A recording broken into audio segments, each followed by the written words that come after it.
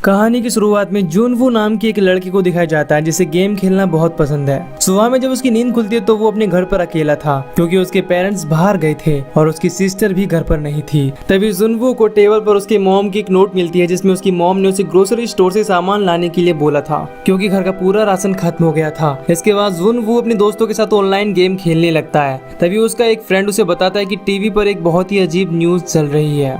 ये सुनकर जुनवू भी वो न्यूज देखने के लिए टीवी को ऑन करता है, लेकिन तभी नेटवर्क चला जाता है जिससे जुनवू वो न्यूज नहीं देख पाता। तभी उसे बाहर से लोगों के चीखने चिल्लाने की आवाज सुनाई देने लगती है और बैकग्राउंड में न्यूज भी चालू हो जाती है जिसमें बताया जाता है कि सियोल में कुछ टाउन के लोग अचानक ही वायलेंट हो गए हैं जो अपने आसपास के लोगों के ऊपर अटैक कर रहे हैं, जिससे ये बीमारी सियोल के अंदर बहुत तेजी से फैल रही है। इसके बाद जुनवू अपनी विंडो से सड़कों पर देखता है जहाँ इन्फेक्टेड लोग बचे हुए लोगों के ऊपर अटैक कर रहे थे और सभी लोग अपनी जान बचाने के लिए यहाँ से भाग रहे थे, जिससे वहाँ का माहौल बहुत ज्यादा खराब हो गया था। ये देखकर जुनवू बहुत घबरा जाता है और अब उसे अपनी फैमिली की चिंता होने लगती है।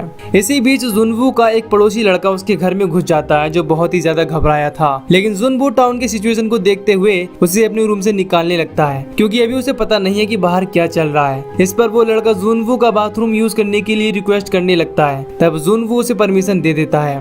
तभी जुनवू को न्यूज से पता चलता है कि जो लोग इन्फेक्टेड हो रहे हैं कुछ समय बाद ही उनकी हरकतें बदल जा रही हैं और उनकी आंखों से ब्लीडिंग हो रही है।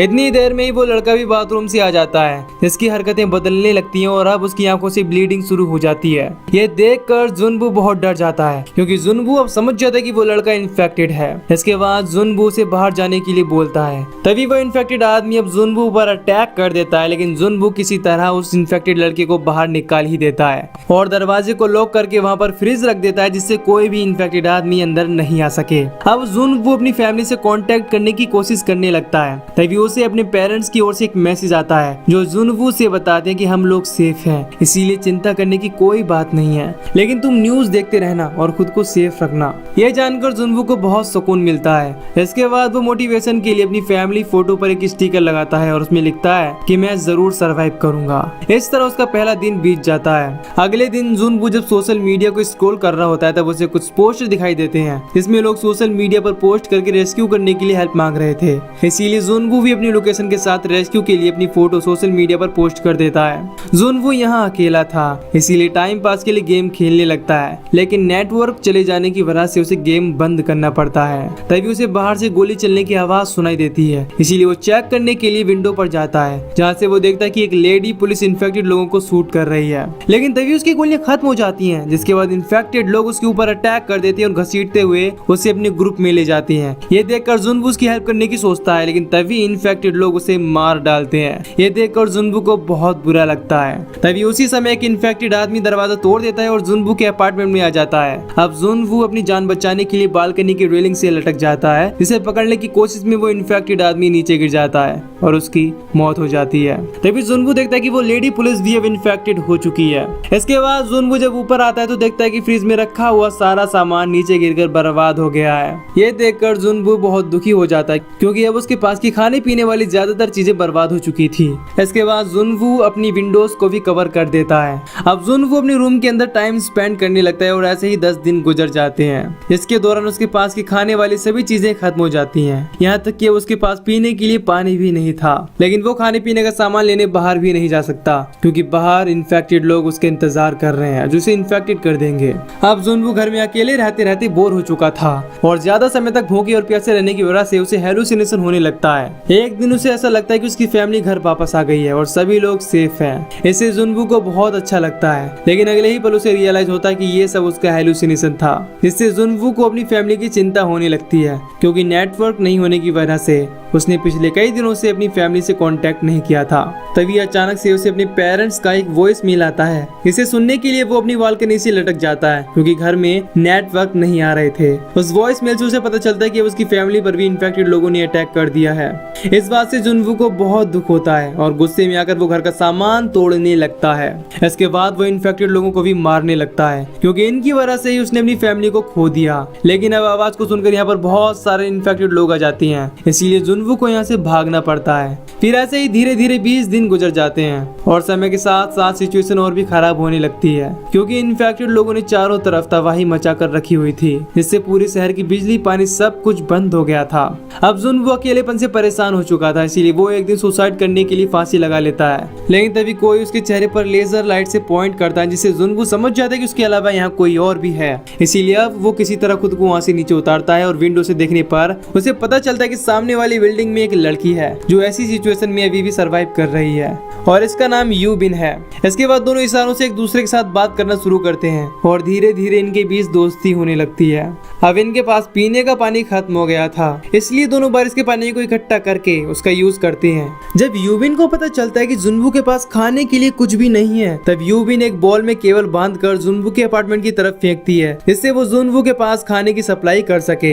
लेकिन वो बॉल नीचे गिर जाती है। इसके बाद जुनवू अपनी ड्रोन की मदद से उसके पास एक वायर भेजता है, जिससे जुनवू और यूबिन की बिल्डिंग के बीच एक जिप लाइन बन जाती है, जिससे यूबिन जुनवू के पास खाने की चीजें भेजती है। अब जुनवू जैसे ही खाना शुरू करता है, तभी एक इन्फेक्टेड फायर फाइटर यूबिन के अपार्टमेंट से लटके केबल को पकड़ लेता है, जिसे यूबिन ने जुनवू के पास फेंका था, लेकिन वो गलती से नीचे गिर गया था। उस केबल को यूबिन ने एक टेबल में बांधा था, इसीलिए इन्फेक्टेड फाइटर जब केबल को खींचता है तब टेबल यूबिन से टकरा जाती है, जिससे यूबिन नीचे गिरकर बेहोश हो जाती है। अब वो इन्फेक्टेड फायर फाइटर यानी कि ज़ॉम्बी यूबिन के अपार्टमेंट में चढ़ने लगता है। यह देखकर जुनवू बोतल फेंककर उसे डिस्ट्रैक्ट करने लगता है, लेकिन जुनवू का ये आइडिया काम नहीं करता। इसके बाद वो अपने ड्रोन से उसे डिस्ट्रैक्ट करने की कोशिश करने लगता है, लेकिन तभी उसके दरवाजे पर भी बहुत सारे इन्फेक्टेड आदमी आ जाते हैं, जिससे जुनवू अपने ड्रोन पर फोकस नहीं कर पाता और इसी बीच वो इन्फेक्टेड फायर फाइटर ड्रोन को पकड़कर तोड़ देता है। अब वो यूबिन के अपार्टमेंट में पहुंचने ही वाला था, लेकिन तभी यूबिन वहां आकर उसका हाथ काट देती है, जिससे वो इन्फेक्टेड फायर फाइटर नीचे गिरकर मारा जाता है और यूबिन की जान बच जाती है। अब धीरे धीरे यूबिन और जुनवू के पास खाने का सामान खत्म हो गया था। इसके बाद जुनवू दूसरे अपार्टमेंट में जाकर खाने का सामान खोजने का डिसाइड करता है,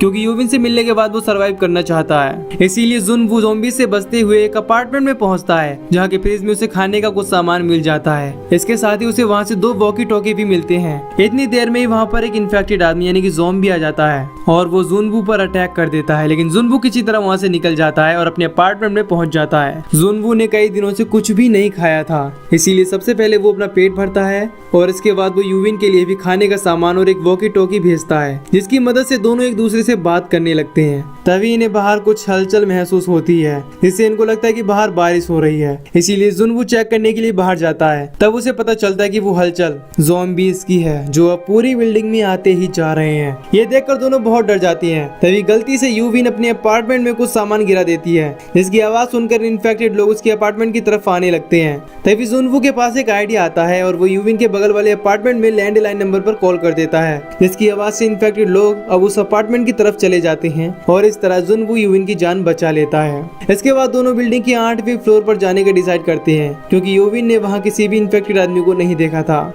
जहाँ पर उन्हें सर्वाइव करने के लिए खाने पीने का सामान भी मिल सकता था। इसके बाद यूबिन रस्सी की मदद से नीचे आ जाती है और इन्फेक्टेड लोगों का सामना करते हुए आगे बढ़ने लगती है। उसे अकेला देखकर जुनवू भी उसकी हेल्प करने नीचे चला जाता है और दोनों किसी तरह उनसे बचते हुए एलिवेटर के अंदर आ जाते हैं, जिसकी मदद से दोनों बिल्डिंग की 8वीं फ्लोर पर आ जाते हैं। लेकिन अब यहाँ पर भी बहुत सारे ज़ॉम्बीज़ आ गए थे और वो इनके ऊपर अटैक करने लगते हैं।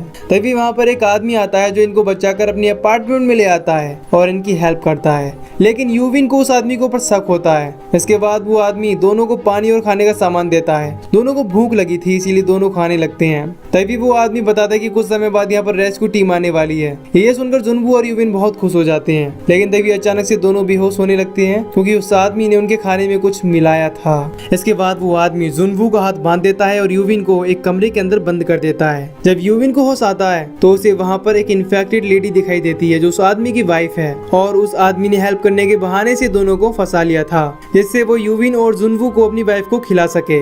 इसके बाद वो आदमी अपनी वाइफ से बंधा हुआ फीता खोल देता है, जिससे उसकी वाइफ यूबिन के ऊपर अटैक करने लगती है। लेकिन अब जुनवू को भी होश आ गया था और वो यूबिन को बचाने के लिए फीतों को पकड़ लेता है। तब वो आदमी यूबिन के बदले जुनवू को ऑफर देता है कि तुम यहाँ से सारा खाना लेकर जा सकते हो। अब असल में ये आदमी भी अपनी वाइफ से बहुत प्यार करता है, इसीलिए उसके इन्फेक्टेड हो जाने के बाद भी वो अपनी वाइफ को जिंदा रखना चाहता है। तभी जुनवू के हाथ से वो फीता निकल जाता है और अब रूम के अंदर से आवाज आनी बंद हो जाती है। इसीलिए वो आदमी चेक करने के लिए दरवाजा खोलता है। तब यूविन उसकी वाइफ को उसके ऊपर छोड़ देती है, जो उस पर अटैक करके उसे खाने लगती है। लेकिन वो आदमी कुछ नहीं करता, बल्कि खुद को अपनी वाइफ के सामने सरेंडर कर देता है और अपने आप को खाने देता है। इसके बाद यूविन गन उठाकर दोनों को शूट कर देती है। लेकिन अब गोली चलने की आवाज सुनकर इन्फेक्टेड लोग यहाँ पर आने लगते हैं। यूविन को लगता है कि उस इन्फेक्टेड लेडी ने उसे भी इन्फेक्ट कर दिया है, इसीलिए वो जुनवू को गन देकर उसे शूट करने के लिए कहती है, क्योंकि वो इन्फेक्टेड होकर जीना नहीं चाहती। लेकिन जुनवू ऐसा करने के लिए तैयार नहीं था और इस समय दोनों की आंखों में आंसू आ जाते हैं, क्योंकि अब इनको लगता है कि दोनों एक दूसरे से अलग होने वाले हैं। तभी जुनवू को हेलीकॉप्टर के आने की आवाज सुनाई देती है। फिर खिड़की से देखने पर दोनों को बाहर हेलीकॉप्टर नजर आता है, जिससे दोनों बहुत खुश हो जाते हैं और इनको सर्वाइव करने की एक और उम्मीद मिल जाती है। इसके बाद जुनवू और यूविन रूफ टॉप पर जाने के लिए निकल जाते हैं, जिससे रेस्क्यू टीम इन सबको देखकर इनकी हेल्प करे। लेकिन अब इनके पीछे सभी इन्फेक्टेड लोग भी आने लगते हैं। इसी बीच यूविन इन्फेक्टेड लोगों के बीच में फंस जाती है। ये देखकर जुनवू उसकी हेल्प करता है और किसी तरह से वहां से बाहर निकालता है। इसके बाद वो यूविन को रूफ टॉप पर जाकर रेस्क्यू टीम को सिग्नल देने के लिए बोलता है, जिससे रेस्क्यू टीम को पता चल सके कि इस बिल्डिंग में कोई सर्वाइवर है। अब यूविन रूफ टॉप पर आ जाती है, लेकिन उसे वहाँ कोई भी हेलीकॉप्टर दिखाई नहीं देता।